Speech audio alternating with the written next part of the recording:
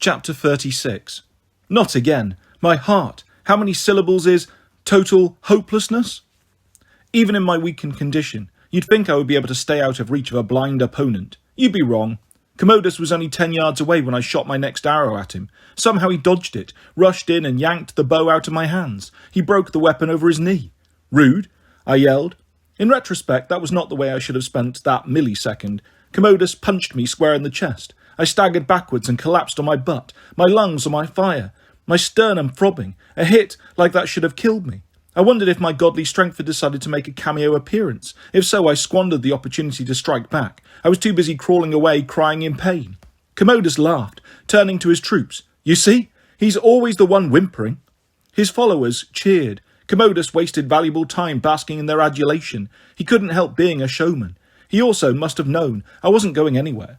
I glanced at Frank. He and Caligula circled each other, occasionally trading blows, testing each other's defences. With the arrowheads in his shoulder, Frank had no choice but to favour his left side. He moved stiffly, leaving a trail of bloody footprints on the tarmac that reminded me, quite inappropriately, of a ballroom dancing diagram Fred Astaire had once given me.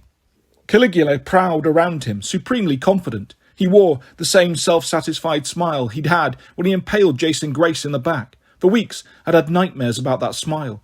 I shook myself out of my stupor. I was supposed to be doing something, not dying. Yes, that was at the top of my to-do list. I managed to get up. I fumbled for my sword, then remembered I didn't have one. My only weapon now was my ukulele. Playing a song for an enemy who was hunting me by sound did not seem like the wisest move, but I grabbed the uke by the fretboard. Commodus must have heard the strings twang. He turned and drew his sword. For a big man in blinged-out armour, he moved much too fast. Before I could even decide which Dean Martin number to play for him, he jabbed at me, nearly opening up my belly. The point of his blade sparked against the bronze body of the ukulele. With both hands he raised his sword overhead to cleave me in two. I lunged forward and poked him in the gut with my instrument. Ha-ha! There were two problems with this. One, his gut was covered in armour, and two, the ukulele had a rounded bottom. I made a mental note that if I survived this battle, I would design a version with spikes at the base, and perhaps a flamethrower, the Gene Simmons ukulele. Commodus's counter-strike would have killed me if he hadn't been laughing so hard. I leapt aside as his sword hurtled down, sinking into the spot where I'd been standing. One good thing about battling on a highway, all those explosions and lightning strikes had made the tarmac soft. While Commodus tried to tug his sword free, I charged and slammed into him. To my surprise, I actually managed to shove him off balance. He stumbled and landed on his armour-plated rear, leaving his sword quivering in the ground. Nobody in the Emperor's army cheered for me. Tough crowd. I took a step back, trying to catch my breath. Someone pressed against my back. I yelped, terrified that Caligula was about to spear me, but it was only Frank. Caligula stood about 20 feet away from him, cursing as he wiped bits of gravel from his eyes. "Remember what I said," Frank told me. "Why are you doing this?" I wheezed. "It's the only way. If we're lucky, we're buying time." Buying time? For godly help to arrive? That's still happening, right? I gulped. Maybe. "Apollo, please tell me you did the summoning ritual." "I did." "Then we're buying time," Frank insisted. "And if help doesn't arrive? Then you'll have to trust me. Do what I told you. On my cue, get out of the tunnel." I wasn't sure what he meant. We weren't in the tunnel, but our chat time had ended. Commodus and Caligula closed in on us simultaneously. "Gravel in the eye, Zang," Caligula snarled. "Really?" Their blades crossed as Caligula pushed Frank towards the mouth of the Caldecott tunnel. Or was Frank letting himself be pushed? The clang of metal against metal echoed through the empty passageway. Commodus tugged his own sword free of the tarmac. "All right, Apollo, this has been fun, but you need to die now." He howled and charged, his voice booming back at him from the depths of the tunnel. Echoes, I thought. I ran for the Caldecott. Echoes can be confusing for people who depend on their hearing. Inside the shaft, I might have more luck avoiding Commodus. Yes, that was my strategy. I wasn't simply panicking and running for my life. Entering the tunnel was a perfectly level-headed, well-reasoned plan that just happened to involve me screaming and fleeing. I turned before Commodus overtook me. I swung my ukulele, intending to imprint its soundboard on his face. But Commodus anticipated my move. He yanked the instrument out of my hands.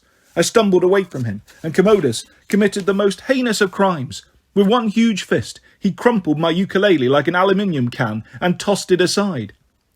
"Heresy!" I roared. A reckless, terrible anger possessed me. I challenge you to feel differently when you've just watched someone destroy your ukulele. It would render any person insensible with rage. My first punch left a fist-sized crater in the Emperor's gold breastplate. Oh, I thought in some distant corner of my mind. Hello, godly strength.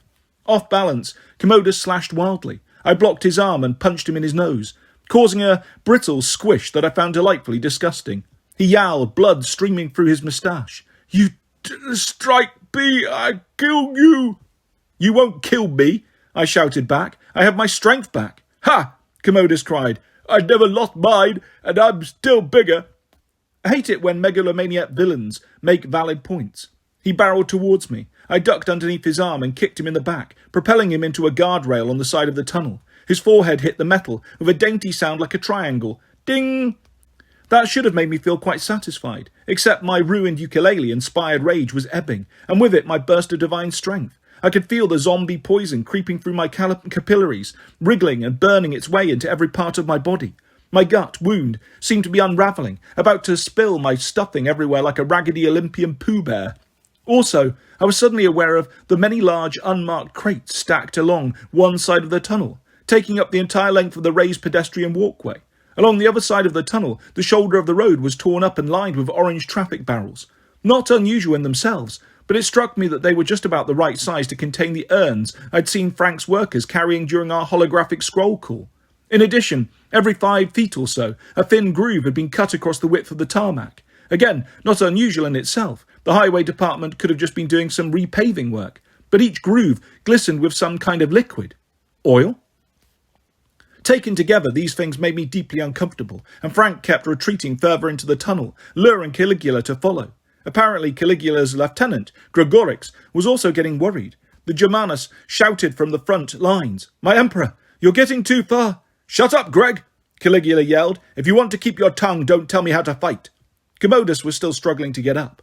Caligula stabbed at Frank's chest, but the praetor wasn't there. Instead, a small bird, a common swift, judging from its boomerang-shaped tail, shot straight towards the Emperor's face. Frank knew his birds. Swifts aren't large or impressive. They aren't obvious threats like falcons or eagles, but they are incredibly fast and maneuverable. He drove his beak into Caligula's left eye and zoomed away, leaving the Emperor shrieking and swatting at the air. Frank materialized in human form right next to me. His eyes looked sunken and glazed. His bad arm hung limp at his side. "If you really want to help," he said in a low voice, "hobble Commodus. I don't think I can hold them both." "What?" He transformed back into a swift and was gone, darting at Caligula, who cursed and slashed at the tiny bird. Commodus charged me once more. This time he was smart enough not to announce himself by howling. By the time I noticed him bearing down on me, blood bubbling from his nostrils, a deep guardrail-shaped groove in his forehead, it was too late. He slammed his fist into my gut, the exact spot I didn't want to be hit. I collapsed in a moaning, boneless heap. Outside, the enemy troops erupted in a fresh round of cheering. Commodus again turned to accept their adulation. I'm ashamed to admit that instead of feeling relieved to have a few extra seconds of life, I was annoyed that he wasn't executing me faster. Every cell in my miserable mortal body screamed, just finish it. Getting killed could not hurt any worse than the way I already felt. If I died, maybe I'd at least come back as a zombie and get to bite off Commodus's nose. I was now certain Diana wasn't coming to the rescue. Maybe I had messed up the ritual, as Ella feared. Maybe my sister hadn't received the call, or maybe Jupiter had forbidden her from helping on pain of sharing my mortal punishment. Whatever the case, Frank too must have known our situation was hopeless. We were well past the buying time phase. We were now into the dying as a futile gesture sure is painful phase. My line of vision was reduced to a blurry red cone, but I focused on Commodus's calves as he paced in front of me, thanking his adoring fans. Strapped to the inside of his calf was a sheathed dagger. He had always carried one of those back in the old days. When you're an emperor, the paranoia never stops. You could be assassinated by your housekeeper, your waiter, your launderer, your best friend. And then, despite all your precautions, your godly ex-lover disguised as your wrestling trainer ends up drowning you in your bathtub. Surprise! Hobble Commodus, Frank had told me. I had no energy left, but I owed Frank a last request. My body screamed in protest as I stretched out my hand and grabbed the dagger. It slipped easily from its sheath, kept well oiled for a quick draw. Commodus didn't even notice. I stabbed him in the back of the left knee, then the right before he had even registered the pain. He screamed and toppled forward, spewing Latin obscenities I hadn't heard since the reign of Vespasian. Hobbling accomplished. I dropped the knife, all my willpower gone. I waited to see what would kill me. The emperors, the zombie poison, the suspense. I craned my neck to see how my friend, the common swift, was doing. Not well, it turned out. Caligula scored a lucky hit with the flat of his blade, smacking Frank into the wall. The little bird tumbled limply, and Frank shifted back into human form just in time for his face to hit the ground. Caligula grinned at me, his wounded eye closed tight, his voice filled with hideous glee. "Are you watching, Apollo? You remember what happens next?" He raised his sword over Frank's back. "No!" I screamed. I could not witness another friend's death. Somehow I got to my feet, but I was much too slow. Caligula brought down his blade, which bent in half like a pipe cleaner against Frank's cloak. Thank the gods of military fashion statements, Frank's praetor's cape could turn back weapons, even as its ability to transform into a sweater wrap remained unknown. Caligula snarled in frustration. He drew his dagger, but Frank had recovered enough strength to stand. He slammed Caligula against the wall and wrapped his good hand around the Emperor's throat. "Time's up," he roared. "Time's up. Wait, that was my cue. I was supposed to run, but I couldn't. I stared, frozen in horror as Caligula buried his dagger in Frank's belly. "Yes, it is," Caligula croaked. "For you." Frank squeezed harder, crushing the Emperor's throat, marking Caligula's face turn a bloated purple. Using his wounded arm, which must have been excruciating, Frank pulled the piece of firewood from his pouch. "Frank," I sobbed. He glanced over, silently ordering me, "Go." I could not bear it. Not again. Not like Jason. I was dimly aware of Commodus struggling to crawl towards me, to grab my ankles. Frank raised his piece of firewood to Caligula's face. The Emperor fought and thrashed, but Frank was stronger, drawing, I suspected, on everything that remained of his mortal life. "If I'm going to burn," he said, "I might as well burn bright. This is for Jason." The firewood spontaneously combusted, as if it had been waiting years for this chance. Caligula's eyes widened with panic, perhaps just now beginning to understand. Flames roared around Frank's body, sparking the oil in one of the grooves on the tarmac, a liquid fuse racing in both directions to the crates and traffic barrels that packed the tunnel. The Emperors weren't the only ones who kept a supply of Greek fire. I'm not proud of what happened next, as Frank became a column of flame and the Emperor Caligula disintegrated into white-hot embers. I followed Frank's last order. I leapt over Commodus and ran for open air. At my back, the Caldecott tunnel erupted like a volcano. Chapter 37. I didn't do it. Explosion. I don't know her. Probably Greg's fault. A third-degree burn was the least painful thing I carried from that tunnel. I staggered into the open, my back sizzling, my hands streaming, every muscle in my body feeling like it had been scored with razor blades. Before me spread the remaining forces of the Emperors, hundreds of battle-ready warriors. In the distance, stretched across the bay, 50 yachts waited, primed to fire their doomsday artillery. None of that hurt as much as knowing I had left Frank Zang in the flames. Caligula was gone. I could feel it, like the earth heaved a sigh of relief as his consciousness disintegrated in a blast of superheated plasma. But oh, the cost! Frank. Beautiful, awkward, lumbering, brave, strong, sweet, noble Frank. I would have sobbed, but my tear ducts were as dry as Mojave gulches. The enemy forces looked as stunned as I was. Even the Germani were slack-jawed. It takes a lot to shock an imperial bodyguard. Watching your bosses get blown up in a massive fiery belch from the side of a mountain, that will do it. Behind me, a barely human voice gurgled, I turned. I was too dead inside to feel fear or disgust. Of course, Commodus was still alive. He crawled out of the smoke-filled cavern on his elbows, his armour half melted, his skin coated with ash. His once beautiful face looked like a burnt loaf of tomato bread. I hadn't hobbled him well enough. Somehow I'd missed his ligaments. I'd messed up everything, even Frank's last request. None of the troops rushed to the Emperor's aid. They remained frozen in disbelief. Perhaps they didn't recognise this wrecked creature as Commodus. Perhaps they thought he was doing another one of his spectacles and they were waiting for the right moment to applaud. Incredibly, Commodus struggled to his feet. He wobbled like a 1975 Elvis. "Ships!" he croaked. He slurred the word so badly for a moment, I thought he'd yelled something else. I suppose his troops thought the same thing since they did nothing. "Fire!" Commodus groaned, which again could have simply meant, "Hey, look, I'm on fire." I only understood his order a heartbeat later, when Gregorix yelled, "Signal the yachts!" I choked on my tongue. Commodus gave me a ghastly smile. His eyes glittered with hatred. I don't know where I found the strength, but I charged and tackled him. We hit the tarmac, my legs straddling his chest, my hands wrapped around his throat, as they had been thousands of years before, the first time I killed him. This time I felt no bittersweet regret, no lingering sense of love. Commodus fought, but his fists were like paper. I let loose a guttural roar, a song with only one note, pure rage, and only one volume, maximum. Under the onslaught of sound, Commodus crumbled to ash. My voice faltered. I stared at my empty palms. I stood and backed away, horrified. The charred outline of the Emperor's body remained on the tarmac. I could still feel the pulse of his carotid arteries under my fingers. What had I done? In my thousands of years of life, I'd never destroyed someone with my voice. When I sang, people would often say, "I killed it," but they never meant that literally. The Emperor's troops stared at me in astonishment. Given another moment, they surely would have attacked, but their attention was diverted by a flare gun going off nearby. A tennis ball-sized globe of orange fire arced into the sky, trailing tango-coloured smoke. The troops turned towards the bay, waiting for the fireworks show that would destroy Camp Jupiter. I'll admit, as tired and helpless and emotionally shattered as I was, all I could do was watch, too. On 50 aft decks, green dots flickered as the Greek fire charges were uncovered in their mortars. I imagined Pandos technicians scrambling about, inputting their final coordinates. "Please, Artemis," I prayed, "now would be a great time to show up." The weapons fired. 50 green fireballs rose into the sky, like emeralds on a floating necklace, illuminating the entire bay. They rose straight upward, struggling to gain altitude. My fear turned to confusion. I knew a few things about flying. You couldn't take off at a 90-degree angle. If I tried that in the sun chariot, well, first of all, I would have fallen off and looked really stupid. But also the horses could never have made such a steep climb. They would have toppled into each other and crashed back into the gates of the Sun Palace. You'd have an eastern sunrise, followed immediately by an eastern sunset and lots of angry whinnying. Why would the mortars be aimed like that?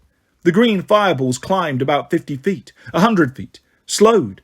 On Highway 24, the entire enemy army mimicked their movements, standing up straighter and straighter as the projectiles rose, until all the Germani, Cromandi, and other assorted baddies were on their tiptoes, poised as if levitating. The fireballs stopped and hovered in mid-air. Then the emeralds fell straight down, right onto the yachts from which they had come.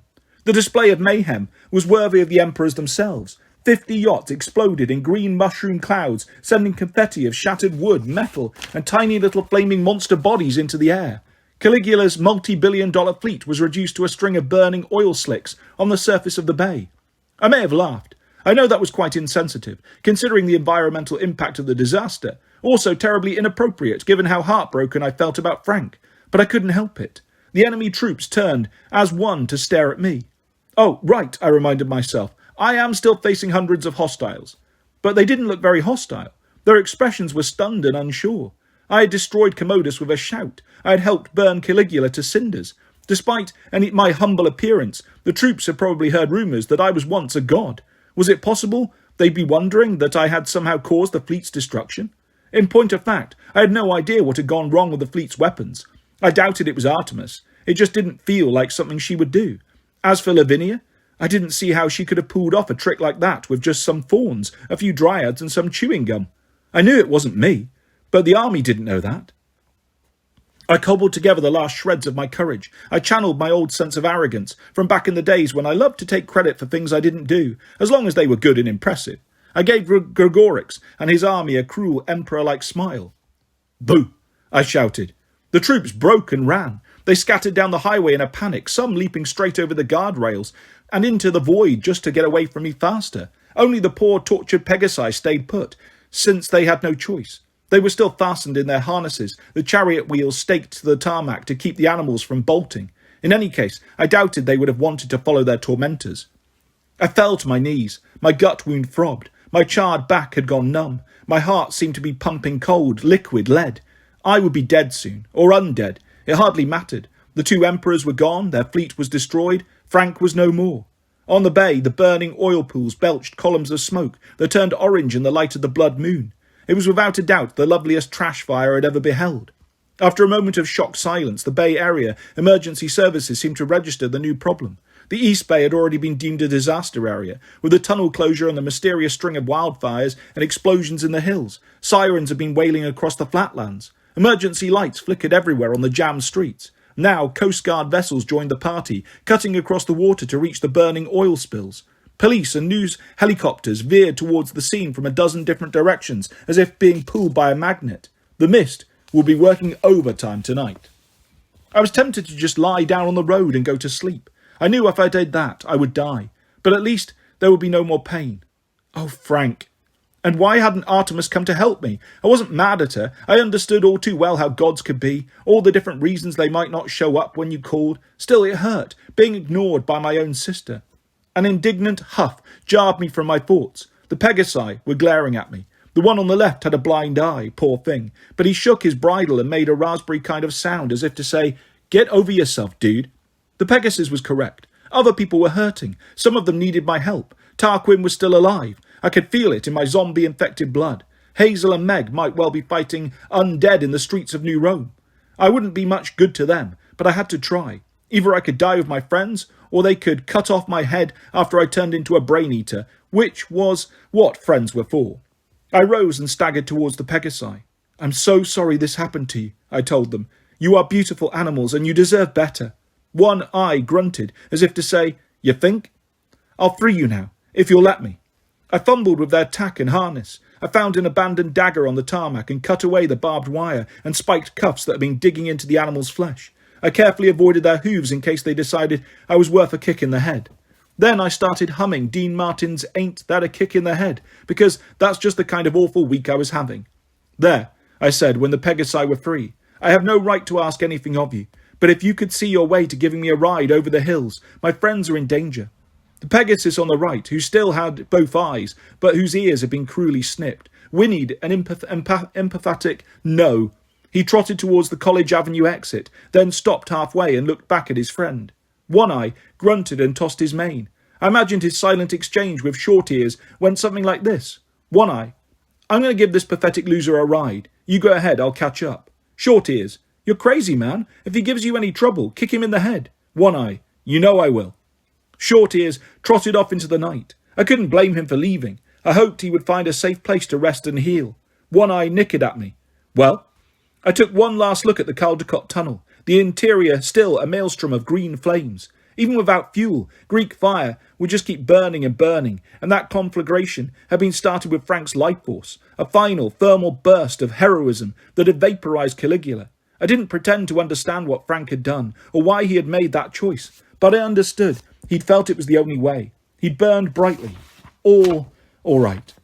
The last word Caligula had heard as he got blasted into tiny particles of soot was Jason. I stepped closer to the tunnel. I could barely get within 50 feet without the breath being sucked out of my lungs. "Frank!"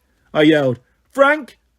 It was hopeless, I knew. There was no way Frank could have survived that. Caligula's immortal body had disintegrated instantly. Frank couldn't have lasted more than a few seconds longer, held together by sheer courage and force of will, just to be sure he took Caligula down with him.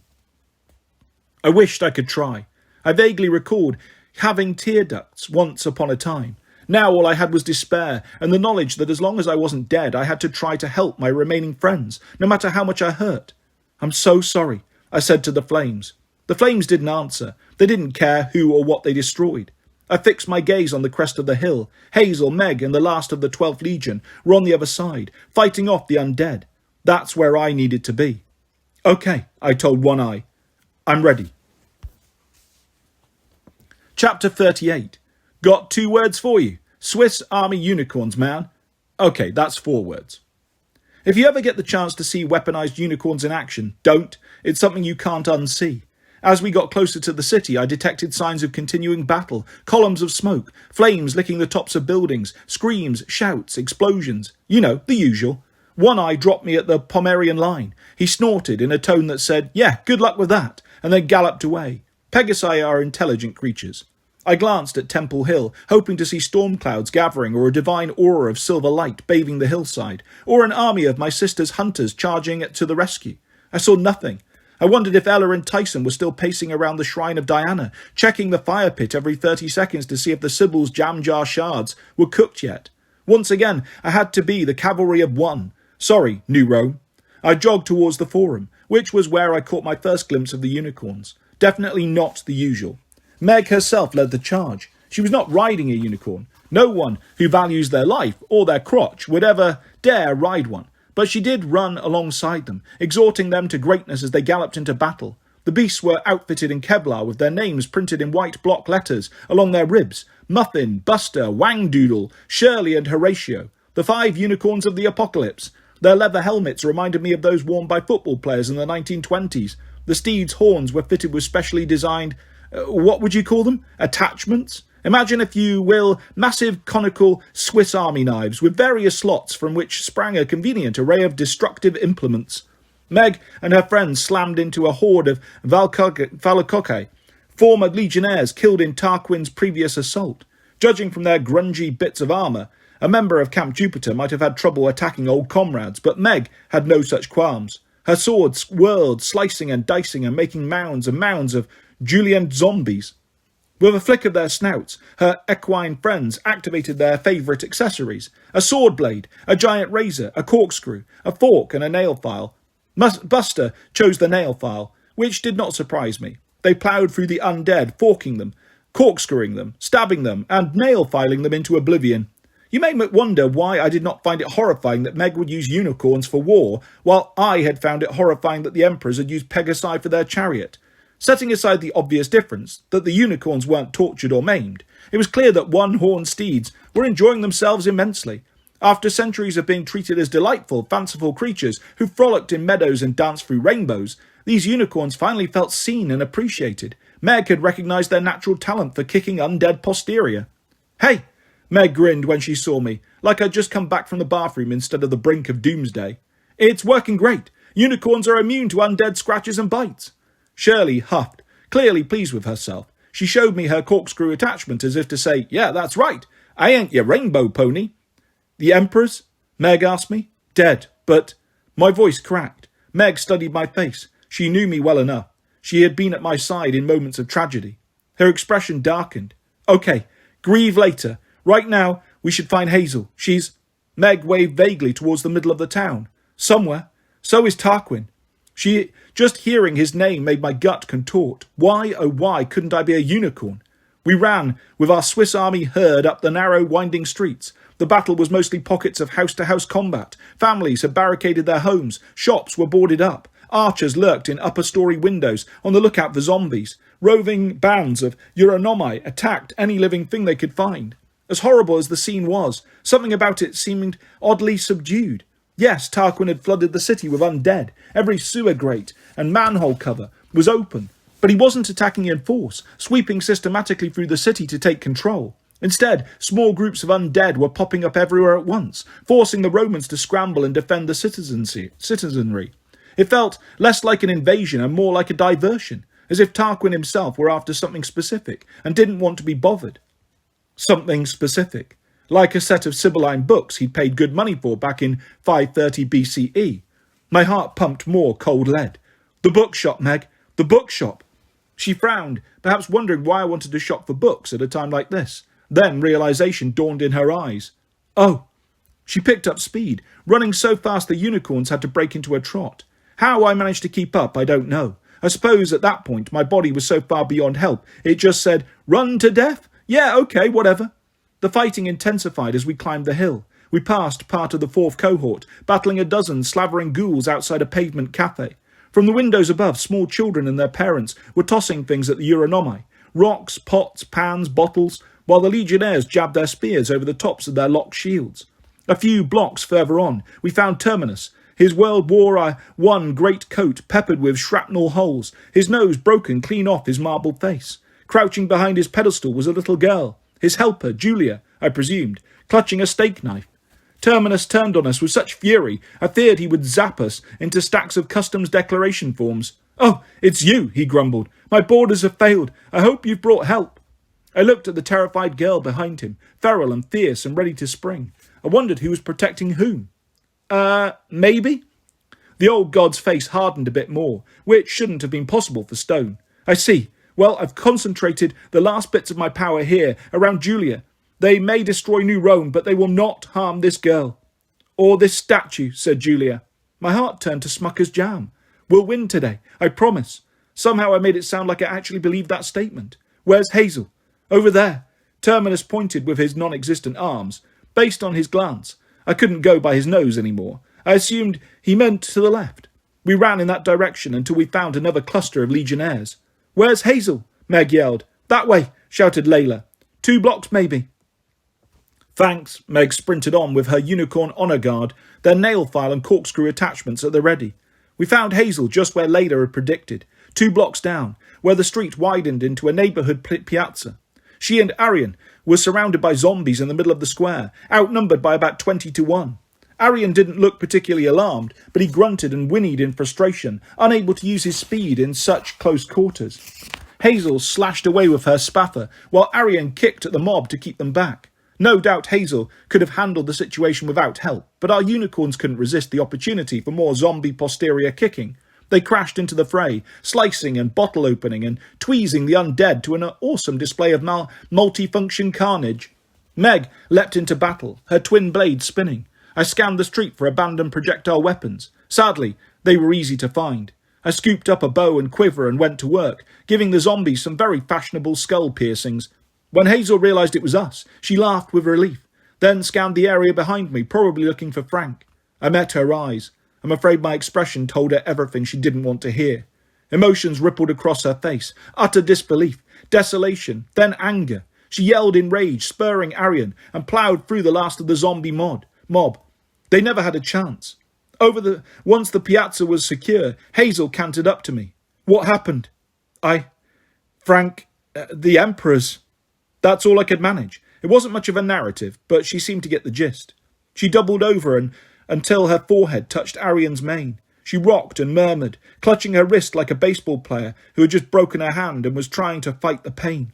At last she straightened. She took a shaky breath. She dismounted, wrapped her arms around Arian's neck and whispered something in his ear. The horse nodded. Hazel stepped back and he raced away, a streak of white heading west towards the Caldecott Tunnel. I wanted to warn Hazel there was nothing to find there, but I didn't. I understood heartache a little better now. Each person's grief has its own lifespan. It needs to follow its own path.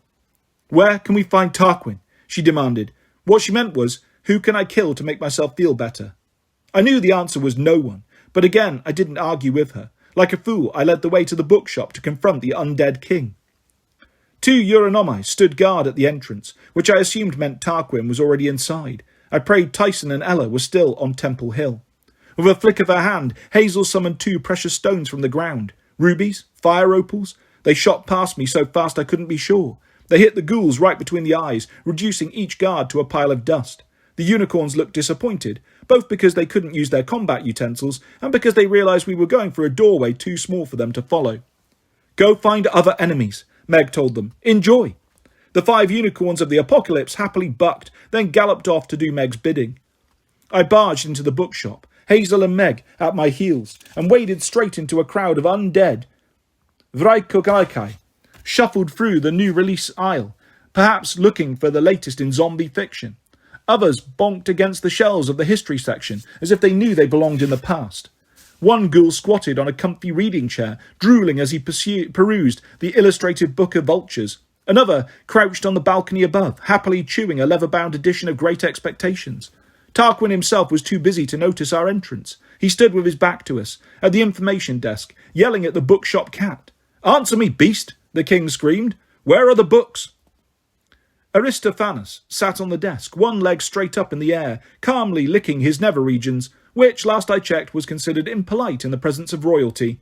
"I will destroy you," Tarquin said. The cat looked up briefly, hissed, and then returned to his personal grooming. "Tarquin, leave him alone," I shouted, though the cat seemed to need no help from me.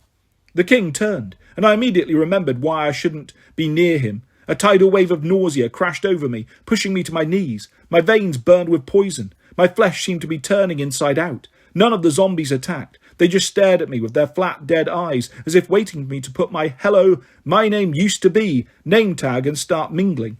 Tarquin had accessorized for his big night out. He wore a mouldy red cloak over his corroded armour. Gold rings adorned his skeletal fingers. His golden circlet crown looked newly polished, making it clash nicely with his rotten cranium.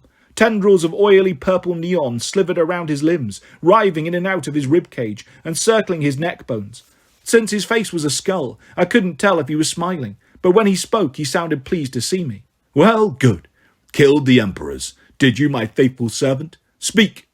I had no desire to tell him anything, but a giant invisible hand squeezed my diaphragm, forcing out the words, "Dead. They're dead." I had to bite my tongue to keep from adding "Lord." "Excellent," Tarquin said. "So many lovely deaths tonight. And the praetor, Frank?" "Don't." Hazel shouldered past me. Tarquin, don't you dare say his name. Ha! Dead then. Excellent. Tarquin sniffed the air, purple gas scrolling through his skeletal nose slits. The city is ripe with fear, agony, loss. Wonderful. Apollo, you're mine now, of course. I can feel your heart pumping its last few beats. And Hazel Levesque, I'm afraid you'll have to die for collapsing my throne room on top of me. Very naughty trick. But this McCaffrey child, I'm in such a good mood that I might let her flee to her life and spread word of my great victory. That is, of course, if you cooperate and explain. He pointed at the cat, the meaning of this. It's a cat, I said. So much for Tarquin's good mood. He snarled, and another wave of pain turned my spine to putty. Meg grabbed my arm before my face could hit the carpet. Leave him alone, she yelled at the king. There's no way I'm fleeing anywhere. Where are the Sibylline books? Tarquin demanded. They are none of these. He gestured dismissively at the shelves, then glared at Aristophanes. And this creature will not speak. The Harpy and the Cyclops who were rewriting the prophecies. I can smell that they were here, but they are gone. Where are they? I said a silent prayer of thanks for stubborn harpies. Ella and Tyson must have still been waiting at Temple Hill for divine help that wasn't coming. Meg snorted. You're stupid for a king. The books aren't here. They're not even books. Tarquin regarded my small master, then turned to his zombies. What language is she speaking? Did that make sense to anyone? The zombies stared at him unhelpfully. The ghouls were too busy reading about vultures and eating Great Expectations. Tarquin faced me again. What does the girl mean? Where are the books, and how are they not books? Again, my chest constricted. The words burst out of me. Tyson, Cyclops, and prophecies tattooed on his skin. He's on Temple Hill with... Quiet, Meg ordered. My mouth clamped shut, but it was too late. The words were out of the barn. Was that the right expression? Tarquin tilted his skull. The chair on the back room. Yes, I see now, ingenious. I will have to keep this harpy alive and watch her practice her art. Prophecies on flesh? Oh, I can work with that. You'll never leave this place, Hazel growled. My troops are cleaning up the last of your invaders. It's just us now, and you're about to rest in pieces. Tarquin hissed a laugh. Oh, my dear, did you think that was the invasion? Those troops were just my skirmishers, tasked with keeping you all divided and confused, while I came here to secure the books. Now I know where they are, which means the city can be properly pillaged. The rest of my army should be coming through your sewers right about. He snapped his bone fingers. Now. Chapter 39. Captain Underpants does not appear in this book. Copyright issues. I waited for the sounds of renewed combat outside. The bookshop was so quiet, I could almost hear the zombies breathing. The city remained silent. Right about now, Tarquin repeated, snapping his finger bones again. Having communications issues? Hazel asked. Tarquin hissed. What have you done? Me? Nothing yet. Hazel drew her spather. That's about to change. Aristophanes struck first. Of course, the cat would make the fight all about him. With an outraged mew and no apparent provocation, the giant orange tub of fur launched himself at Tarquin's face, fastening his foreclaws to the skull's eye sockets and kicking his back feet against Tarquin's rotten teeth. The king staggered under this surprise assault, screaming in Latin, his words garbled because of the cat paws in his mouth. And so the battle of the bookshop began. Hazel launched herself at Tarquin. Meg seemed to accept that Hazel had first dibs on the big baddie, considering what had happened to Frank. So she concentrated on the zombies instead, using her double blades to stab and hack and push them towards the non-fiction section.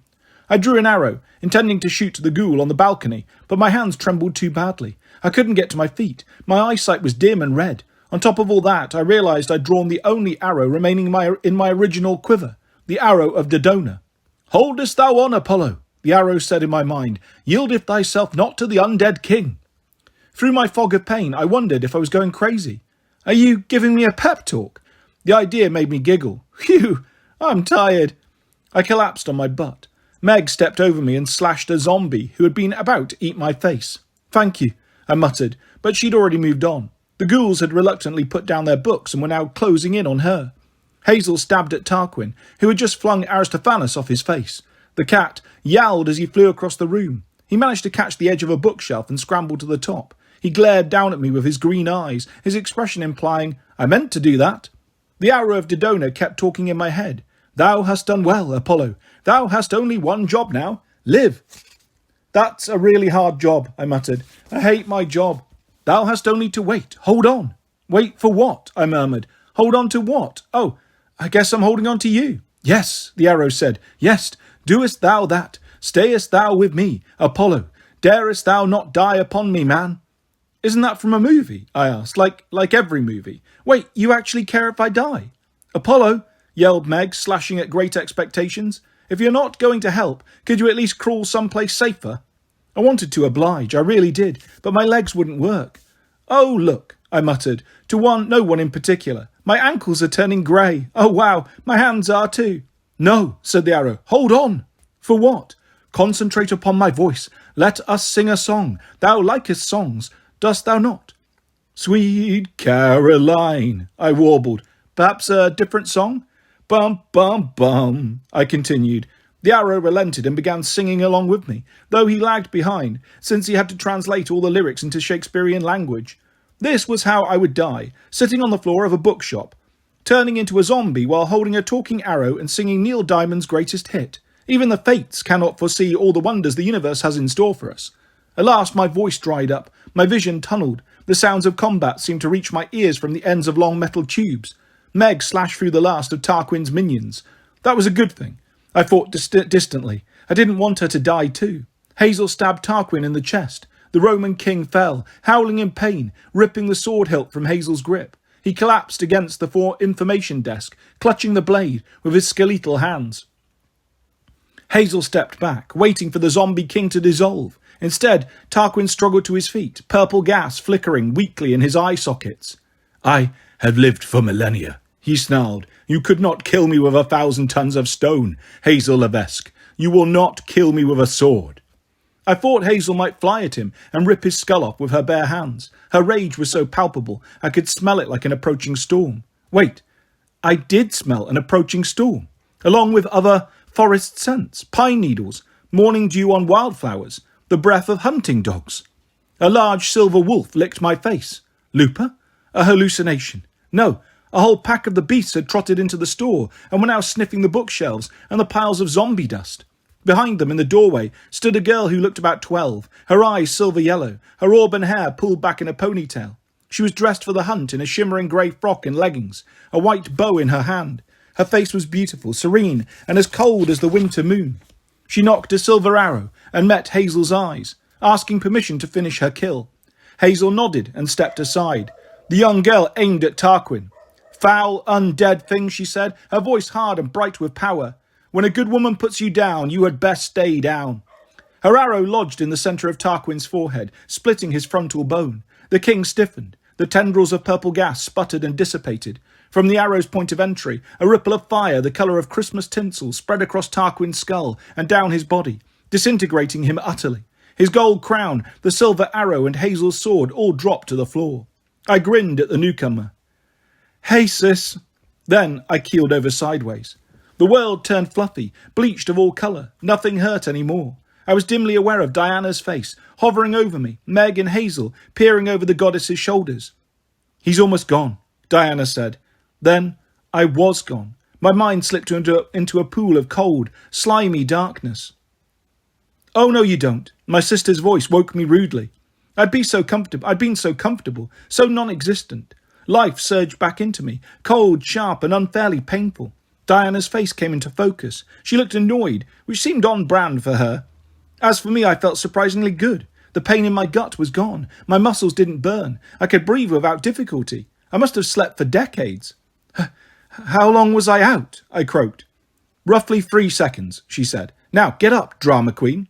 She helped me to my feet. I felt a bit unsteady, but I was delighted to find that my legs had any strength at all. My skin was no longer grey.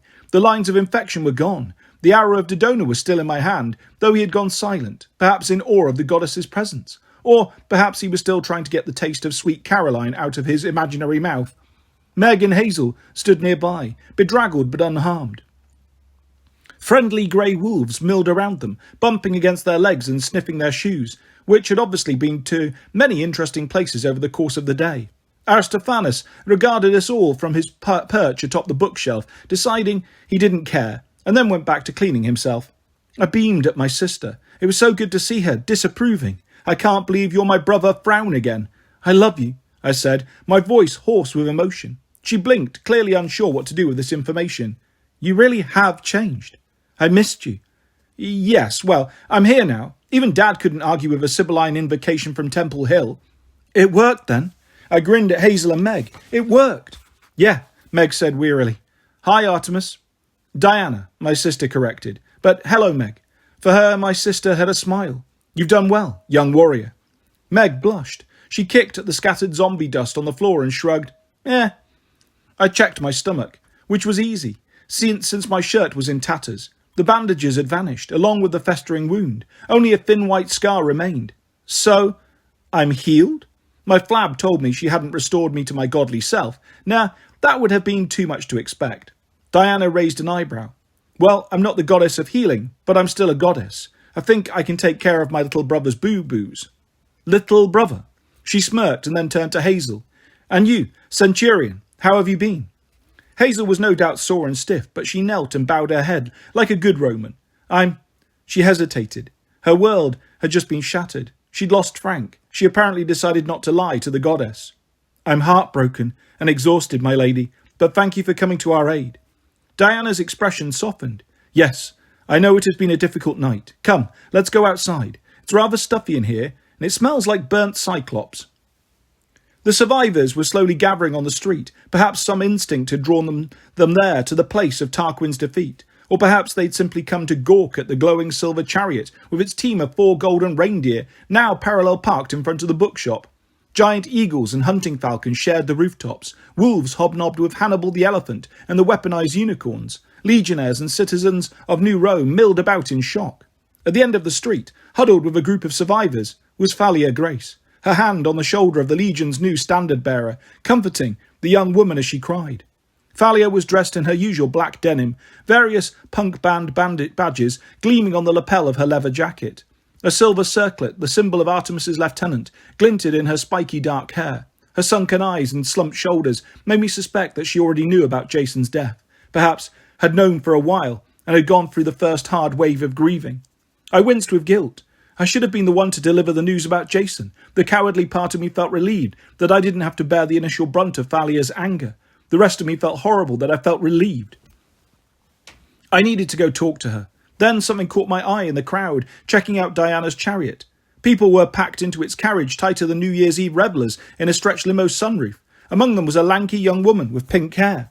From my mouth escaped another completely inappropriate, delighted laugh. Lavinia! She looked over and grinned. This ride is so cool. I never want to get out. Diana smiled. Well, Lavinia Asimov, if you want to stay on board, you'd have to become a hunter. Nope. Lavinia hopped off as the chariot's floorboards had become lava. No offence, my lady, but I like girls too much to take that vow. Like them. Not just like them. Like. I understand, Diana sighed. Romantic love. It's a plague. Lavinia, how did you... I stammered. Where did you... This young woman, said Diana, was responsible for the destruction of the Triumvirate's fleet. Well, I had a lot of help, Lavinia said. Peaches, said a muffled voice from somewhere in the chariot. He was so short that I hadn't noticed him before, hidden as he was behind the carriage's sideboard and the crowd of big folk, but now Peaches squirmed and climbed his way to the top of the railing. He grinned his wicked grin, his diaper sagged, his leafy wings rustled. He beat his chest with his minuscule fists and looked very pleased with himself. Peaches! Meg cried. Peaches! Peaches agreed, and he flew into Meg's arms. Never had there been such a bittersweet reunion between a girl and her deciduous fruit spirit. There were tears and laughter, hugs and scratches, and cries of Peaches! In every tone from scolding to apologetic to jubilant. I don't understand, I said, turning to Lavinia. You made all those mortars malfunction. Lavinia looked offended. Well, yeah, somebody had to stop the fleet. I did pay attention during siege weapon class and shipboarding class. It wasn't that hard. All it took was a little fancy footwork. Hazel finally managed to pick her jaw up off the pavement. Wasn't that hard? We were motivated. The Fauns and the Dryads did great. Lavinia paused, her expression momentarily clouding as if she remembered something unpleasant. Besides the Nereids helped a lot. There was only a skeleton crew aboard each yacht. Not like actual skeletons, but you know what I mean. Also, look. She pointed proudly at her feet, which were now adorned with the shoes of Terpsichore from Caligula's private collection. You mounted an amphibious assault on an enemy fleet, I said, for a pair of shoes. Lavinia huffed. Not just for the shoes, obviously. She tap-danced a routine that would have made Savion Glover proud. Also, to save the camp and the nature spirits of Michael Cahale's commandos. Hazel held up her hands to stop the overflow of information. Wait, not to be a killjoy. I mean, you did an amazing thing, but you still deserted your post, Lavinia. I certainly didn't give you permission. I was acting on Praetor's orders, Lavinia said haughtily. In fact, Rayna helped. She was knocked out for a while healing, but she woke up in time to instill us the power of Bologna, right before we boarded those ships, made us all strong and stealthy and stuff. Rayna, I yelped. Where is she? Right here, called the Praetor. I didn't know how I'd missed seeing her. She'd been hiding in plain sight among the group of survivors, talking with Thalia. I suppose I'd been too focused on Thalia, wondering whether or not she was going to kill me, and whether or not I deserved it. Rayna limped over on crutches, her broken leg now in a full cast covered with signatures, like Philippe and Latoya and Sneezewort. Considering all she'd been through, Rayna looked great, though she still had a hank of hair missing from the Raven attack, and her maroon cardigan was going to need a few days at the magical dry cleaner. Thalia smiled, watching her friend come towards us. Then Thalia met my eyes, and her smile wavered. Her expression turned bleak. She gave me a curt nod, not hostile, just sad, acknowledging that we had had things to talk about later. Hazel exhaled. Thank the gods. She gave Rayna a delicate hug, careful not to unbalance her. Is it true about Lavinia acting on your orders? Rayna glanced at our pink-haired friend. The Praetor's pained expression said something like, I respect you a lot, but I also hate you for being right. Yes, Rayna managed to say. Plan L was my idea. Lavinia and her friends acted on my orders. They performed heroically. Lavinia beamed. See? Told you. The assembled crowd murmured in amazement, as if, after a full day of wonders, they had finally witnessed something that could not be explained. There were many heroes today, Diana said, and many losses. I'm only sorry that Thalia and I couldn't get here sooner. We were only able to rendezvous with Lavinia and Rayna's forces after their raid, then destroy the second wave of undead who were waiting in the sewers. She waved dismissively, as if annihilating Tarquin's main force of ghouls and zombies had been an afterthought. Gods, I missed being a god. You also saved me, I said. You're here. You're actually here. She took my hand and squeezed it. Her flesh felt warm and human. I couldn't remember the last time my sister had shown me such open affection. Let's not celebrate quite yet, she warned. You have many wounded to attend to. The camp's medics have set up tents outside the city. They will need every healer, including you, brother. Lavinia grimaced. And we'll have to have more funerals. Gods, I wish. Look! Hazel shrieked, her voice an octave higher than usual. Arion came trotting up the hill, a hulking human, form draped over his back. Oh no, my heart wilted. I had flashbacks of Tempest, the Ventus horse, depositing Jason's body on the beach in Santa Monica. No, I couldn't watch, yet I couldn't look away. The body on Arion's back was unmoving and steaming. Arion stopped and the form slipped off one side, but it did not fall. Frank Zhang landed on his feet. He turned toward us. His hair was singed to a fine black stubble. His eyebrows were gone. His clothes had completely burned away except for his briefs and his praetor's cape, giving him a disturbing resemblance to Captain Underpants. He looked around, his eyes glazed and unfocused. Hey, everybody, he croaked, and then he fell on his face. Chapter 40. Stop making me cry, or buy me some new tear ducts. My old ones broke down. Priorities change when you're rushing a friend to emergency medical care. It no longer seemed important that we had won a major battle, or that I could finally take Become a Zombie off my alert calendar. Lavinia's heroism and her new dancing shoes were momentarily forgotten. My guilt about Thalia's presence was also pushed aside. She and I didn't exchange so much as a word as she rushed in to help along with the rest of us. I even failed to register that my sister, who'd been at my side only a moment before, had quietly vanished. I found myself barking orders at legionnaires, directing them to grate some unicorn horn, get me some nectar, stat, and rush Frank Zhang to the medical tent. Hazel and I stayed at Frank's bedside until well past dawn, long after the other medics assured us he was out of danger. None of them could explain how he had survived, but his pulse was strong, his skin was remarkably unburned, and his lungs were clear. The arrow punctures in his shoulder and the dagger wound in his gut had given us some trouble, but they were now stitched up, bandaged, and healing well. Frank slept fitfully, muttering and flexing his hands as if he were still reaching for an imperial throat to strangle. Where's his firewood? Hazel fretted. Should we look for it? If it's lost in the... I don't think so, I said. I saw it burn up. That's what killed Caligula. Frank's sacrifice. Then how? Hazel put her fist in her mouth to block a sob. She hardly dared to ask the question. Will he be okay? I had no answer for her. Years ago, Juno had decreed that Frank's lifespan was tied to that stick. I wasn't there to hear her exact words. I try not to be around Juno any more than I have to. But she said something about Frank being powerful and bringing honour to his family, etc., though his life would be short and bright. The fates had decreed that when that piece of tinder burned up, he was destined to die.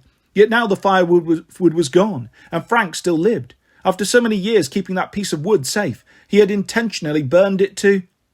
Maybe that's it, I muttered. What? Hazel asked.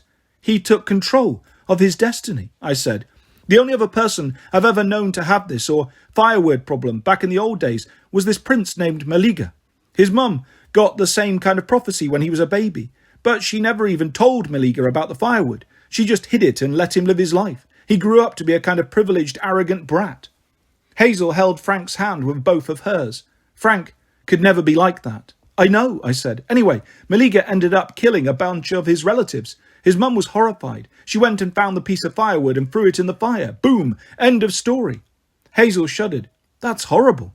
The point is, Frank's family was honest with him. His grandmother told him the story of Juno's visit. She let him carry his own lifeline. She didn't try to protect him from the hard truth.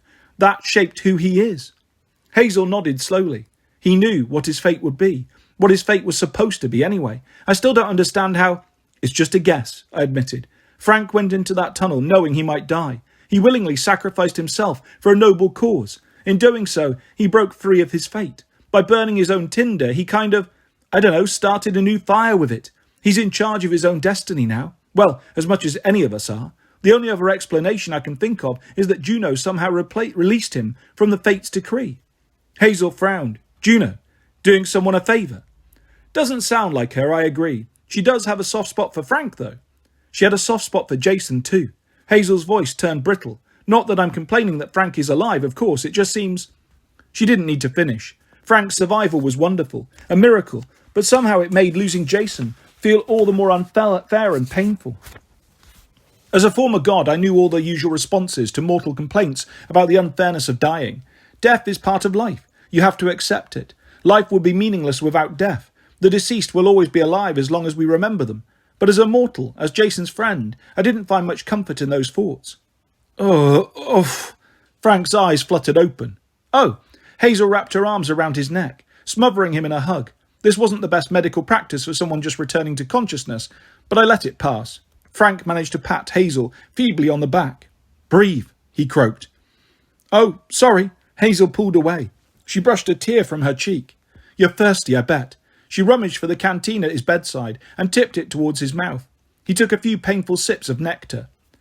Ah, he nodded his thanks. So, are we good? Hazel hiccuped a sob. Yes, we're good. The camp is saved. Tarquin is dead and you killed Caligula. Eh? Frank smiled weakly. That was my pleasure. He turned to me. Did I miss the cake? I stared at him. What?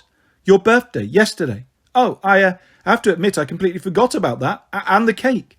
So there might still be cake in our future. Good. Do you feel a year older at least? That's a definite yes. You scared me, Frank Zhang, Hazel said. You broke my heart when I thought... Frank's expression turned sheepish, without him actually, turning into a sheep. I'm sorry, Hazel. It was just... He curled his fingers like he was trying to catch an elusive butterfly. It was the only way. Ella told me some prophecy lines just for me. Only fire could stop the emperors, kindled by the most precious firewood on the bridge to camp. I guessed that she meant the Caldecott Tunnel. She said New Rome needed a new Horatius. Horatius Cocles, I recalled.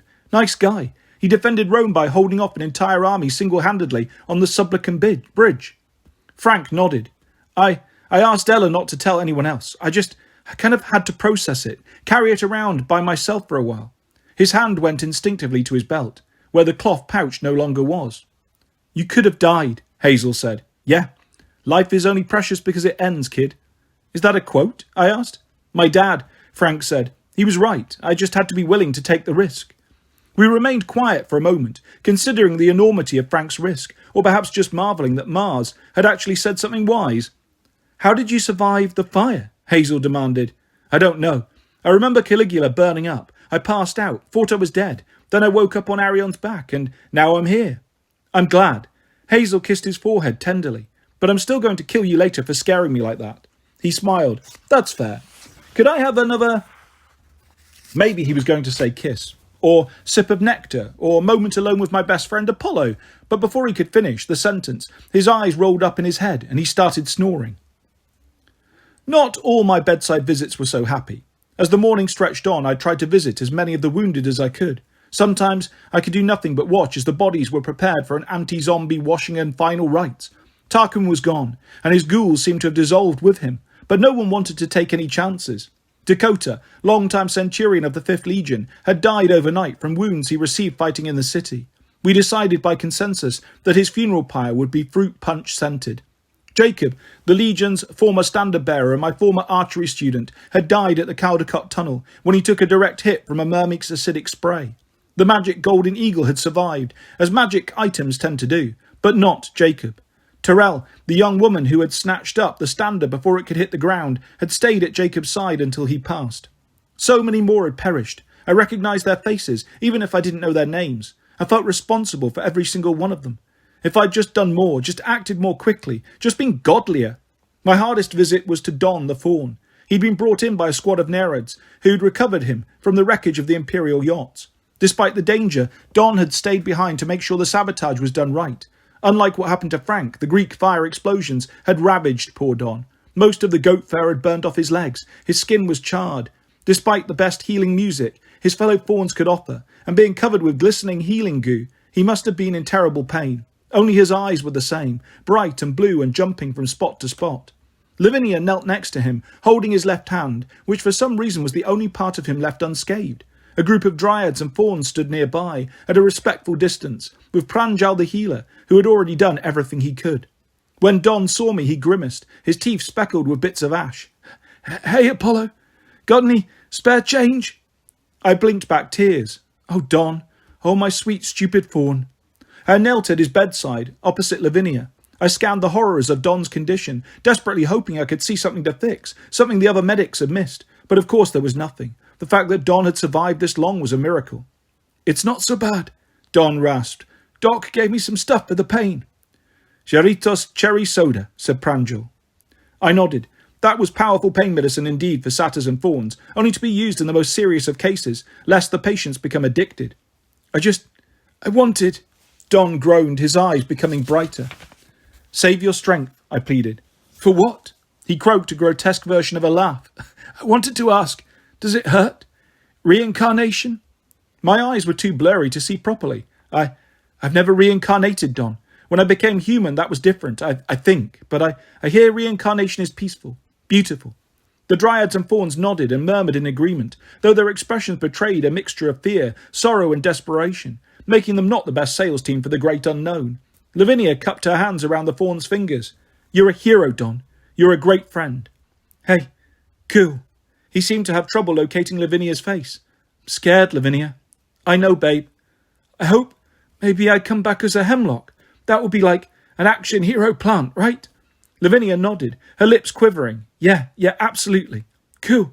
Hey, Apollo, you know the difference between a faun and a satyr? He smiled a little wider, as if ready to deliver the punchline. His face froze that way. His chest stopped moving. Dryads and fauns began to cry. Lavinia kissed the fawn's hand and then pulled a piece of bubblegum from her bag and reverently slipped it into Don's shirt pocket. A moment later, his body collapsed with a noise like a relieved sigh, crumbling into fresh loam. In the spot where his heart had been, a tiny sapling emerged from the soil. I immediately recognised the shape of those miniature leaves. Not a hemlock, a laurel, the tree I had created from poor Daphne, and whose leaves I had decided to make into wreaths. The laurel, the tree of victory. One of the dryads glanced at me. Did you do that? I shook my head. I swallowed the bitter taste from my mouth. The only difference between a satyr and a faun, I said, is what we see in them, and what they see in themselves. Plant this tree somewhere special. I looked up at the dryads. Tend it, and make it grow healthy and tall. This was Don the Faun, a hero. Chapter 41.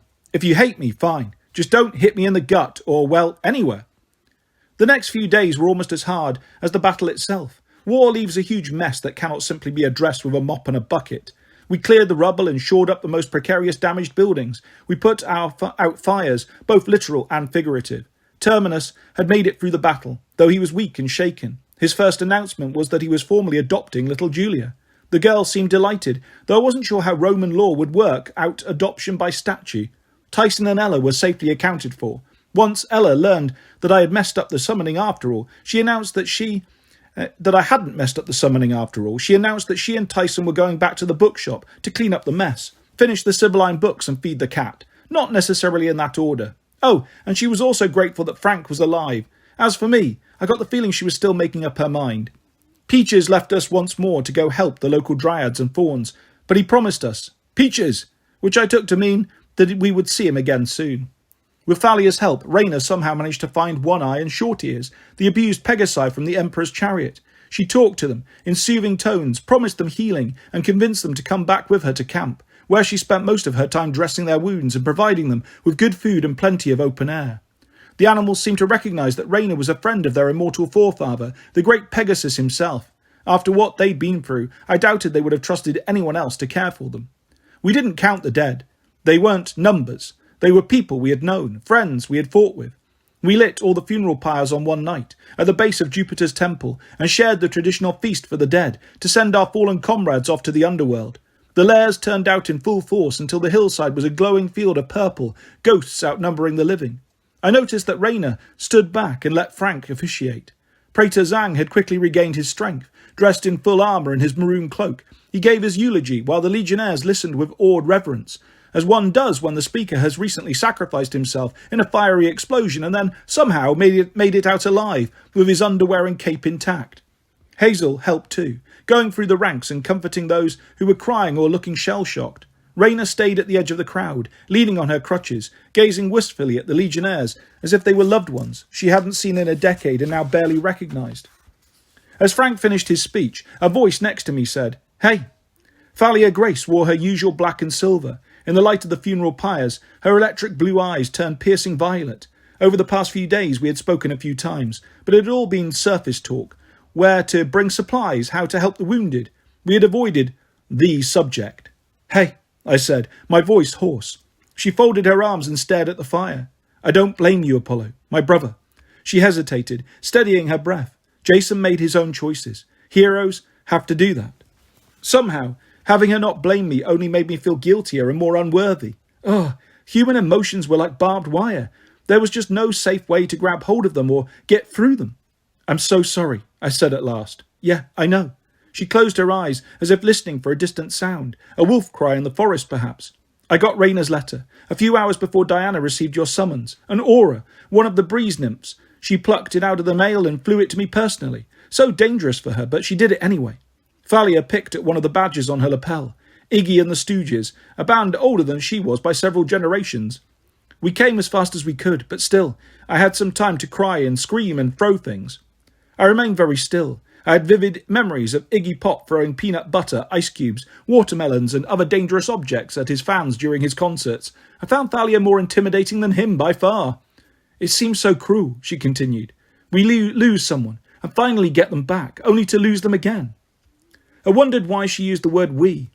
She seemed to be saying that she and I shared this experience, the loss of an only sibling, but she had suffered so much worse. My sister couldn't die. I couldn't lose her permanently. Then, after a moment of disorientation, like I'd been flipped upside down, I realised she wasn't talking about me losing someone. She was talking about Artemis, Diana. Was she suggesting that my sister missed me, even grieved for me, as Thalia grieved for Jason? Thalia must have read my expression. "The goddess has been beside herself," she said. "I mean that literally. Sometimes she gets so worried she splits into two forms, Roman and Greek, right in front of me. She'll probably get mad at me for telling you this, but she loves you more than anyone else in the world." A marble seemed to have lodged in my throat. I couldn't speak, so I just nodded. "Diana didn't want to leave camp so suddenly like that," Thalia continued. "But you know how it is. Gods can't stick around. Once the danger to New Rome had passed, she couldn't risk overstaying her summons. Jupiter. Dad wouldn't approve." I shivered. How easy it was to forget that this young woman was also my sister, and Jason was my brother. At one time, I would have discounted that connection. "They're just demigods," I would have said. Not really family. Now I found the idea hard to accept for a different reason. I didn't feel worthy of that family, or Thalia's forgiveness. Gradually, the funeral picnic began to break up. Romans drifted off in twos and threes, heading for New Rome, where a special nighttime meeting was being held at the Senate House. Sadly, the valley's population was so reduced that the entire legion and the citizenry of New Rome could now fit inside that one building.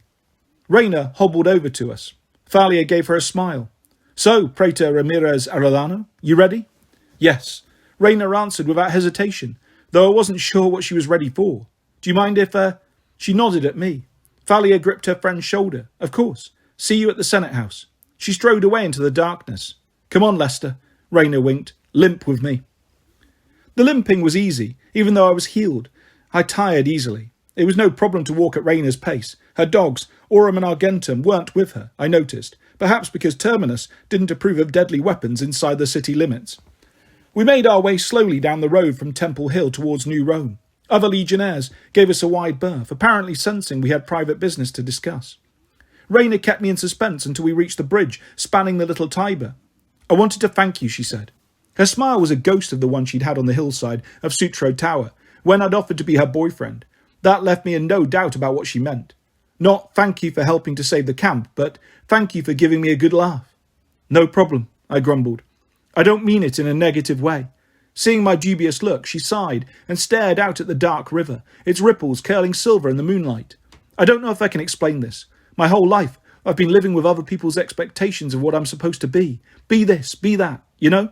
You're talking to a former god. Dealing with people's expectations is our job description." Reina conceded this with a nod. For years I was supposed to be a good little sister to Hilla, in a tough family situation. Then on Circe's island, I was supposed to be an obedient servant. Then I was a pirate for a while, then a legionnaire, then a praetor. "You do have an impressive resume," I admitted. "But the whole time I've been a leader here," she forged on. "I was looking for a partner. Praetors often partner up, in power, but I'm also romantically, I thought Jason, then, for a hot minute, Percy Jackson. Gods help me, I even considered Octavian." She shuddered. "Everybody was always trying to ship me with somebody. Thalia, Jason, Gwen, even Frank. Oh, you'd be perfect together. That's who you need." But I was never really sure if I wanted that, or if I just felt like I was supposed to want it. People, well-meaning, would be like, "Oh, you poor thing. You deserve somebody in your life. Date him, date her, date whoever. Find your soulmate." She looked at me to see if I was following. Her words came out hot and fast, as if she'd been holding them in for a long time. "And that meeting with Venus, that really messed me up. No demigod will heal your heart. What was that supposed to mean? Then finally you came along. Do we have to review that part again? I am quite embarrassed enough. But you showed me.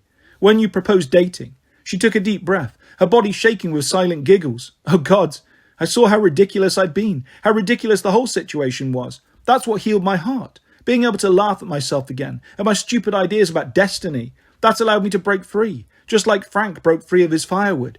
I don't need another person to heal my heart. I don't need a partner, at least not until and unless I'm ready on my own terms.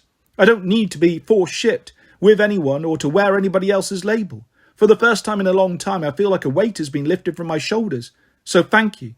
"You're welcome." She laughed. "Don't you see, though? Venus put you up to the job. She tricked you into it because she knew you were the only one in the cosmos with an ego big enough to handle the rejection. I could laugh in your face and you would heal." I suspected she was right about Venus manipulating me. I wasn't so sure the goddess cared whether or not I would heal, though. "So, what does this mean for you exactly? What's next for Praetor Reina?"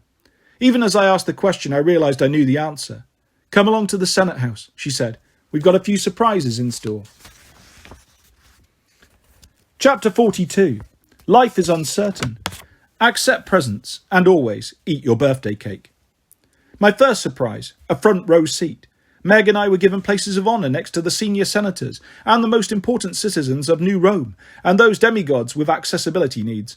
When Meg saw me, she patted the bench next to her as if there were any other place to sit. The chamber was absolutely packed. Somehow it was reassuring to see everyone together, even if the populace was much reduced, and the sea of white bandages could have caused snow blindness. Reina limped into the chamber right behind me. The entire assembly came to its feet. They waited in a respectful silence as she made her way to her praetor's seat next to Frank, who nodded at his colleague. Once she was seated, everyone else followed suit. Reina gestured at Frank like, "Let the fun begin." So, Frank addressed the audience. I call to order this extraordinary meeting of the people of New Rome and the 12th Legion. First item on the agenda, a formal thank you to all. We survived through a team effort. We've dealt a huge blow to our enemies. Tarquin is dead, really dead at last. 2 out of the 3 emperors of the triumvirate have been destroyed, along with their fleet and their troops. This was done at great cost, but you all acted like true Romans. We lived to see another day. There was applause, some nods and a few cheers of yes, and another day. One guy in the back, who must not have been paying attention for the last week, said, Tarquin? Second, Frank said, I want to reassure you that I'm alive and well. He patted his chest as if to prove it. My fate is no longer tied to a piece of wood, which is nice, and if you would all please forget that you saw me in my underwear, I'd appreciate it. That got some laughs. Who knew Frank could be funny on purpose? Now, his expression turned serious. It's our duty to inform you of some personnel changes. Raina? He watched her quizzically, as if wondering whether she would really go through with it. Thank you, Frank. She pulled herself to her feet. Again, everyone in the assembly who could stand did. Guys, please. She gestured for us to be seated. This is hard enough. When we were all settled, she scanned the faces in the crowd, a lot of anxious, sad expressions. I suspected many people knew what was coming. I've been praetor for a long time, Raina said. It's been an honour to serve the Legion. We've been through some rough times together, some interesting years. A bit of nervous laughter, interesting was the perfect curse word. But it's time for me to step down, she continued. So, I am resigning my post as praetor. A moan of disbelief filled the chamber, as if homework had just been assigned on a Friday afternoon. It's for personal reasons, Raina said. Like my sanity, for instance. I need time to just be Raina Avila Ramirez Arellano, to find out who I am outside the Legion. It may take a few years or decades or centuries, and so... She removed her praetor's cloak and badge and handed them to Frank. Thalia, she called. Thalia Grace made her way down the central aisle. She winked at me as she passed. She stood before Raina and said, Repeat after me. I pledge myself to the goddess Diana. I turn my back on the company of men, accept eternal maidenhood, and join the hunt. Raina repeated the words. Nothing magical happened that I could see, no thunder or lightning, no silver glitter falling from the ceiling, but Raina looked as if she'd been given a new lease in life, which she had, infinity years, with 0 interest and no money down. Thalia clasped her shoulder. Welcome to the hunt, sister. Raina grinned. Thanks. She faced the crowd. And thank you all. Long live Rome. The crowd rose again and gave Raina a standing ovation. They cheered and stomped with such jubilation, I was afraid the duct-taped dome might collapse on us. Finally, when Raina was seated in the front row with her new leader, Thalia having taken the seats of 2 senators who were more than happy to move, everyone turned their attention back to Frank. Well, guys, he spread his arms. I could thank Raina all day long. She has given so much to the Legion. She's been the best mentor and friend. She can never be replaced. On the other hand, I'm up here all alone now, and we have an empty praetor's chair. So I'd like to take nominations for... Lavinia started the chant. Hazel! Hazel! The crowd quickly joined in. Hazel's eyes widened. She tried to resist when those sitting around her pulled her to her feet, but her 5th cohort fan club had evidently been preparing for this possibility. One of them produced a shield, which they hoisted Hazel onto like a saddle. They raised her overhead and marched her to the middle of the Senate floor, turning her around and chanting, Hazel! Hazel! Raina clapped and yelled right along with them. Only Frank tried to remain neutral, though he had to hide his smile behind his fist. Okay, settle down, he called at last. We have 1 nomination.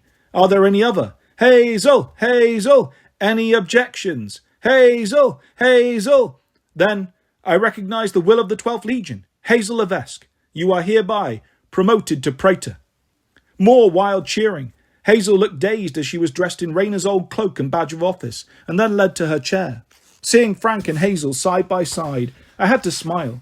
They looked so right together, wise and strong and brave, the perfect praetors. Rome's future was in good hands. Thank you. Hazel managed at last. I'll do everything I can to be worthy of your trust. Here's the thing, though. This leaves the 5th cohort without a centurion, so... The entire 5th cohort started chanting in unison, Lavinia! Lavinia! What? Lavinia's face turned pinker than her hair. Oh, no, I don't do leadership. Lavinia! Lavinia! Is this a joke, guys? Lavinia Asimov, Hazel said with a smile. The 5th cohort read my mind. As my first act as praetor, for your unparalleled heroism in the Battle of San Francisco Bay, I hereby promote you to centurion. unless my fellow praetor has any objections. None, Frank said. Then come forward, Lavinia. To more applause and whistling, Lavinia approached the rostrum and got her new badge of office. She hugged Frank and Hazel, which wasn't the usual military protocol, but no one seemed to care. Nobody clapped louder or whistled more shrilly than Meg. I know, because she left me deaf in one ear. Thanks, guys, Lavinia announced. So, 5th cohort, first we're going to learn to tap dance. Then, thank you, Centurion, Hazel said. You may be seated. What? I'm not kidding.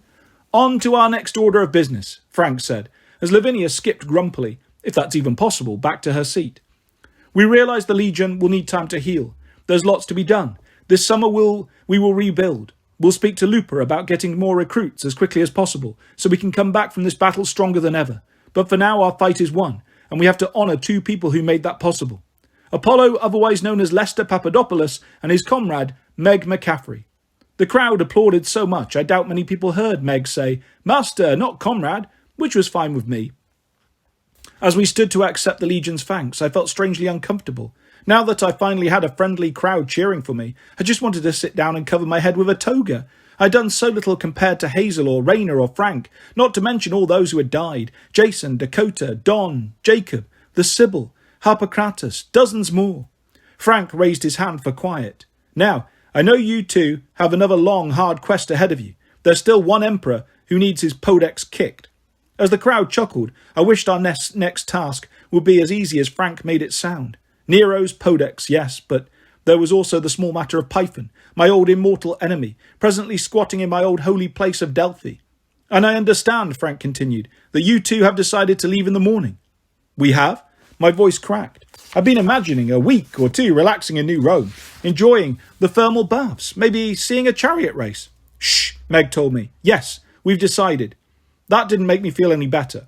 Also, Hazel chimed in. I know you 2 are planning to visit Ella and Tyson at dawn to receive prophetic help for the next stage of your quest. We are? I yelped. All I could think of was Astrophanes licking his nether regions. But tonight, Frank said, we want to honour what you 2 have done for this camp.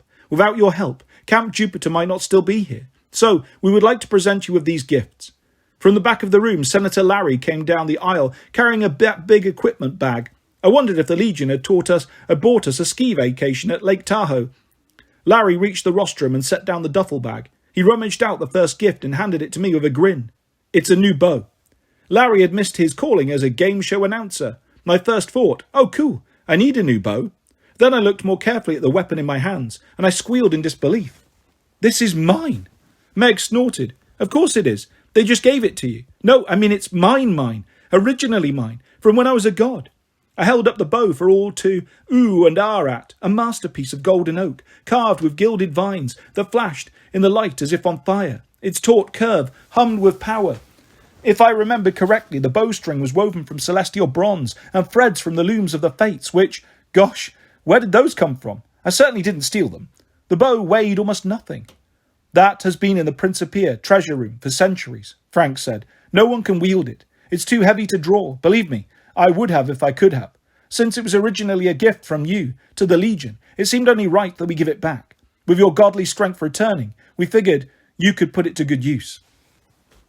I didn't know what to say. Usually I was against re-gifting, but in this case I was overwhelmed with gratitude. I couldn't remember when or why I'd given the Legion this bow. For centuries I'd passed them out like party favours, but I was certainly glad to have it back.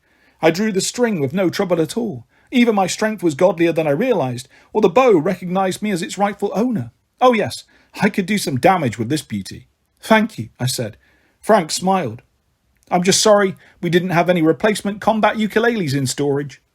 From the bleachers, Lavinia grumbled, after I went and fixed it for him too.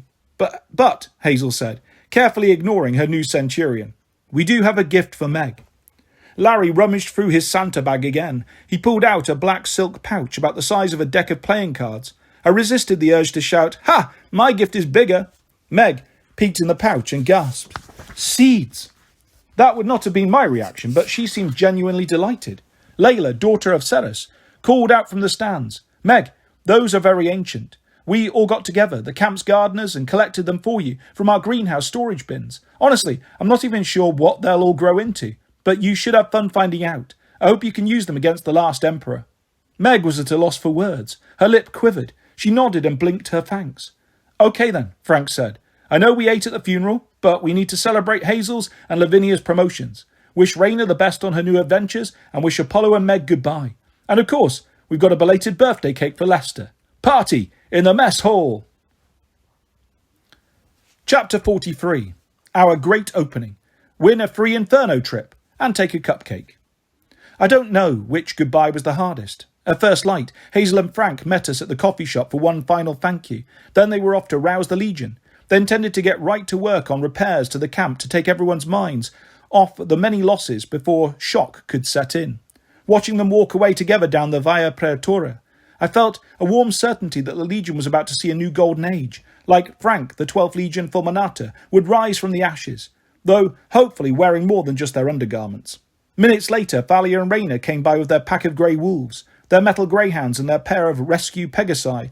Their departures saddened me as much as my sisters, but I understood their ways, those hunters, always on the move. Raina gave me one last hug. I'm looking forward to a long vacation. Thalia laughed. Vacation? Rara, I hate to tell you, but we've got hard work ahead. We've been tracking the Timusian fox across the Midwest for months now, and it hasn't been going well. Exactly, Raina said. A vacation. She kissed Meg on the top of her head. You keep Lester in line, okay? Don't let him get a big head just because he's got a nice new bow. You can count on me, Meg said. Sadly, I had no reason to doubt her. When Meg and I left the cafe for the last time, Bombilo actually cried. Behind his gruff exterior, the two-headed barista turned out to be a real sentimentalist. He gave us a dozen scones and a bag of coffee beans and told us to get out of his sight before he started bawling again. I took charge of the scones. Meg, God's help me, took the coffee. At the camp's gates, Lavinia waited, chewing her bubblegum, while she polished her new Centurion badge. This is the earliest I've been up in years, she complained. I'm going to hate being an officer. The sparkle in her eyes told a different story. You'll do great, Meg said. As Lavinia bent to hug her, I noticed a stippled rash running down Miss Asimov's left cheek and neck, unsuccessfully covered by some foundation. I cleared my throat. Did you perhaps sneak out last night to see Poison Oak? Lavinia blushed adorably. Well, I'm told that my centurionship makes me very attractive. Meg looked concerned. You're going to have to invest in some calamine lotion if you keep seeing her. Hey, no relationship is perfect, Lavinia said. At least, with her, I know the problem's right up front. We'll figure it out. I had no doubt she would. She hugged me and ruffled my hair. You better come back and see me. And don't die. I will kick your butt with my new dancing shoes if you die. Understood, I said. She did one last soft shoe routine, gestured us to over to you, and then raced off to muster the 5th cohort for a long day of tap dancing. Watching her go, I marvelled at how much had happened to all of us since Lavinia Asimov first escorted us into camp just a few days before. We had defeated 2 emperors and a king, which would have been a strong hand in even the most cutthroat poker game. We had to put to rest the souls of a god and a sibyl. We had saved a camp, a city, and a lovely pair of shoes. Most of all, I had seen my sister, and she had restored me to good health, or what passed for good health for Lester Papadopoulos. As Raina might say, we had added quite a bit to our good things column. Now Meg and I were embarking on what might be our last quest, with good expectations and hopeful spirits, or at least a good night's sleep and a dozen scones. We took one final trip into New Rome, where Tyson and Ella were expecting us. Over the entrance of the bookshop, a newly painted sign proclaimed, Cyclops Books. Yay! Tyson cried as we came through the doorway. Come in, we are having a great opening day. Grand opening, Ella corrected, fussing over a platter of cupcakes and a bunch of balloons at the information desk. Welcome to Cyclops Books and Prophecies, and also an orange cat. That wouldn't all fit on the sign, Tyson confided. It should have fitted on the sign, Ella said. We need a better sign, a bigger sign. On top of the old-fashioned cash register, Aristophanes yawned, as if it was all the same to him. He was wearing a tiny party hat and an expression that said, I am only wearing this because demigods don't have phone cameras or Instagram. Customers can get prophecies for their quests, Tyson explained, pointing at his chest, which was covered even more densely with Sibylline verse. They can pick up the latest books, too. I recommend the 1924 Farmer's Almanac, Ella told us. Would you like a copy? Maybe next time, I said. We were told you had a prophecy for us. Yep. Ella ran her finger down Tyson's ribs, scanning for the correct lines. The Cyclops squirmed and giggled. Here, Ella said. Over his spleen. Wonderful, I thought. The prophecy of Tyson's spleen. Ella read aloud. O son of Zeus, the final challenge face. The tower of Nero, to alone ascend. Dislodge the beast that has usurped thy place.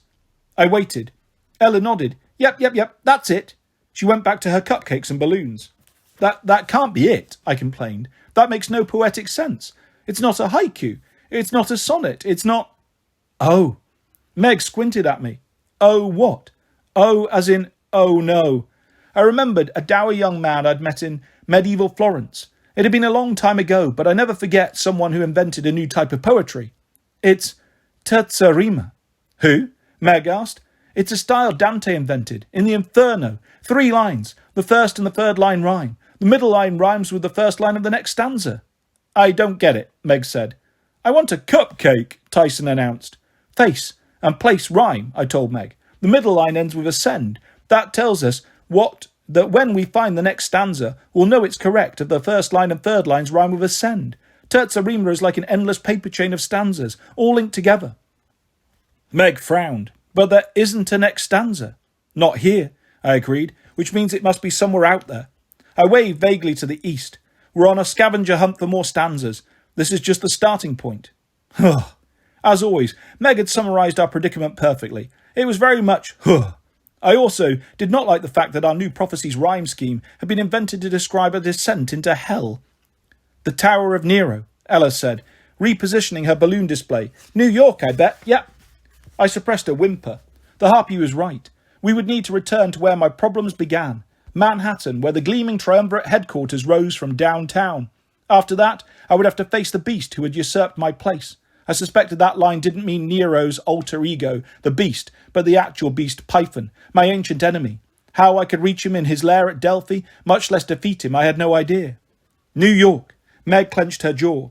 I knew this would be the worst of homecomings for her, back to her stepfather's house of horrors, where she'd been emotionally abused for years. I wished I could spare her the pain, but I suspected she'd always known this day would come, and, like most of the pain she had gone through, there was no choice but to, well, go through it. Okay, she said, her voice resolute. How do we get there? Oh, Tyson raised his hand. His mouth was coated in cupcake frosting. I would take a rocket ship. I stared at him. Do you have a rocket ship? His expression deflated. No. I looked out of the bookshop's picture windows. In the distance, the sun rose over Mount Diablo. Our journey of thousands of miles could not begin with a rocket ship, so we'd have to find another way. Horses, eagles, a self-driving car that was programmed not to fly off highway overpasses. We'd have to trust in the gods for some good luck. Insert here. And maybe, if we were very fortunate, we could at least call on our old friends at Camp Half-Blood once we returned to New York. That thought gave me courage. Come on, Meg, I said. We've got a lot of miles to cover. We need to find a new ride.